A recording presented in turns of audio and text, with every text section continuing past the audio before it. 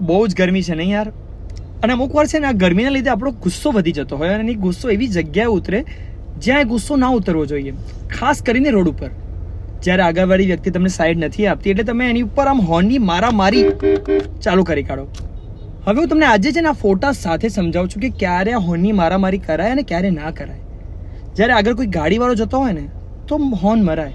જ્યારે કોઈ બાઇકવાળો છે, રિક્ષાવાળો છે, બસવાળો છે, કોઈ પણ વ્હીકલવાળો છે જે સાઈડ નથી આપતો ત્યારે હોર્નની મારામારી કરાય, 100% કરાય. હવે એની જ જગ્યાએ કોઈ લારી ચલાવતો હોય ને તો હોર્ન ના મરાય. કોઈ પેન્ડલ રિક્ષા ચલાવતું હોય ને તો હોર્ન ના મરાય. કોઈક બા અથવા દાદા ભલે 2 વ્હીલર ઉપર હોય પણ તમારા હોર્નથી ગભરે છે એટલું તો વિચાર કરો કોઈક દિવસ. અમુક વાર આપણે ઉતાવળમાં હોઈએ કે અરે આજે ઓફિસ મોડો પડીશ ને તો એલોપી કપાઈ જશે, અડધો પગાર કપાઈ જશે.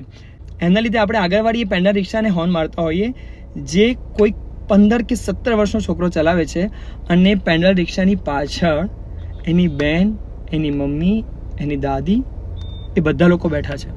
હવે એ જગ્યા તો કદાચ સાહેબ આપણે એને બિસ્કિટ આપવા જોઈએ, એને બરફનો ગોળો ખવડાવવો જોઈએ, પણ આપણે શું?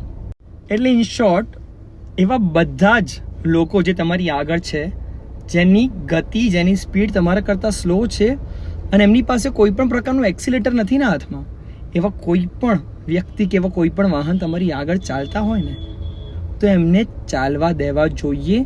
અને એમને જ્યારે સમય મળશે 5 સેકન્ડ પછી, 10 સેકન્ડ પછી કે 15 સેકન્ડ પછી એ લોકો ખસી જશે.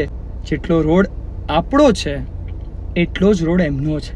આપણે તો હમણાં પહોંચી જઈશું આપણી ઓફિસમાં, એટલે લિફ્ટમાં પહોંચી જઈશું 4થા માળ, 5મા માળ, 6ઠ્ઠા માળે.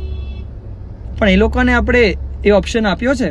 સાહેબ આ ગરમી છે ને એ તમારી સ્કિન કાળી કરી કાઢશે ને એ ચાલશે, પણ આવી રીતે તમારું મન કાળું થઈ જાય ને એ નહીં ચાલે.